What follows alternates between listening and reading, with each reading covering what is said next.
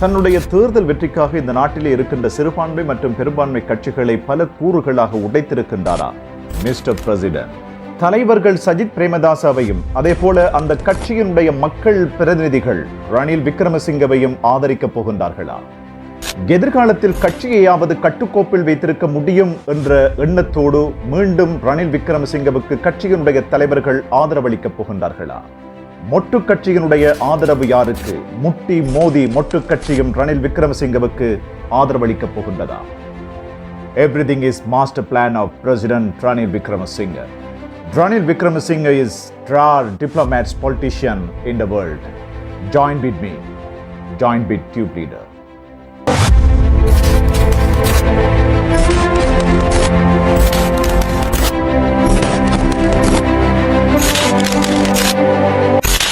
நாட்டினுடைய 9வது ஜனாதிபதி தேர்தலை எதிர்வருகின்ற செப்டம்பர் மாதம் 21ஆம் தேதி நடத்துவதற்கான அதிவிசேட வர்த்தமானி சில தினங்களுக்கு முன்பு வெளியிடப்பட்டிருக்கின்றது.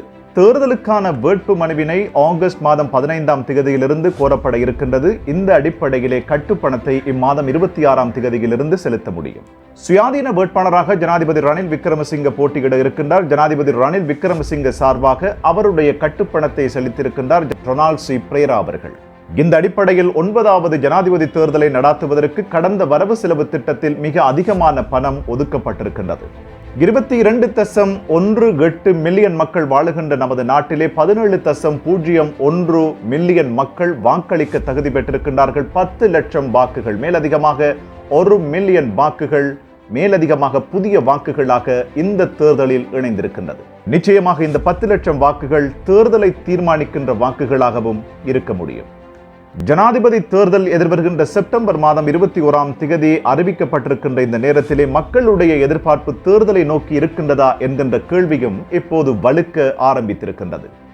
இந்த நாட்டினுடைய பொலிஸ்மா அதிபராக பதவி வகித்த தேசப்பந்து தென்னக்கோன் அவர்கள் இந்த நாட்டினுடைய உயர் நீதிமன்றத்தால் இடைநிறுத்தம் செய்யப்பட்டிருக்கின்ற இந்த சூழ்நிலையிலே தேர்தல் நடக்குமா என்கின்ற வாதமும் வலுத்திருக்கின்றது. இந்த நேரத்திலே பொலிஸ்மா அதிபர் பதவி இடைநிறுத்தம் செய்யப்பட்டிருக்கின்றார். அதே நேரத்திலே பதில் பொலிஸ்மா அதிபரின் கீழ் இந்த நாட்டிலே தேர்தலை நடத்த முடியுமா என்கின்ற அரசியலமைப்பு பிரச்சனையும் சட்ட பிரச்சனையும் இருக்கின்றது. இதற்கு முன்னர் பொலிஸ்மா அதிபர் இல்லாமல் எந்த ஒரு தேர்தலும் நடைபெறவில்லை என்ற ஒரு வாதமும் இப்போது நாட்டிலே தலைதூக்கி இருக்கின்றது.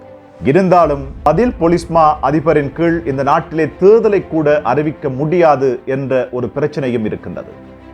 ஒரு தேர்தலை நடத்துவதற்கு போலீஸ் திணைக்களம் மிக அவசியம். தேர்தலின் போது தேர்தல் ஆணைக்குழுவின் உத்தரவுகளை நடைமுறைப்படுத்த பொலிஸ்மா அதிபருக்கே உத்தரவிடும் தேர்தல் ஆணையகம்.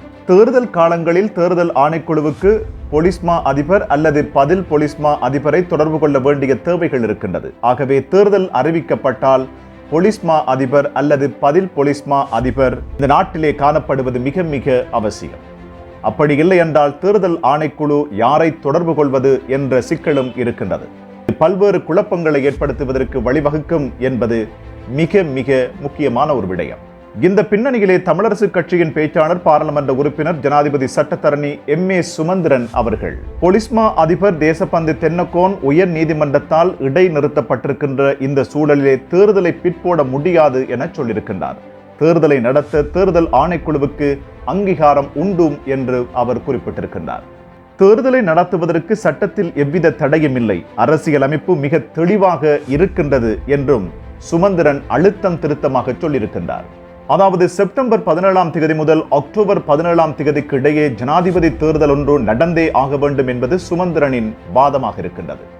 தேர்தலை நடத்தும் அதிகாரம் ஜனாதிபதிக்கு அல்ல, தேர்தல் ஆணைக்குழுவுக்கே உண்டு என்பதும் ஜனாதிபதி சட்டத்தரணி M.A. சுமந்திரன் அவர்களுடைய மிக முக்கியமான வாதமாக இருக்கின்றது. ஆனால் நிச்சயமாக இந்த நாட்டிலே ஜனாதிபதி தேர்தல் ஒன்று நடந்தே ஆக வேண்டும். இருந்தாலும் பார்க்கலாம் எதிர்காலம் தேர்தல் நோக்கிய பயணத்தில் எவ்வாறான மாற்றங்களை கொண்டு வரப் போகின்றது என்பதனை. மீண்டும் உங்களை டியூப் லீடரின் வாய்ஸ் ஆஃப் த ட்ரைப்ஸ் நிகழ்ச்சியினூடாக மீண்டும் சந்திக்கின்றேன். அதுவரை நன்றி, வணக்கம்.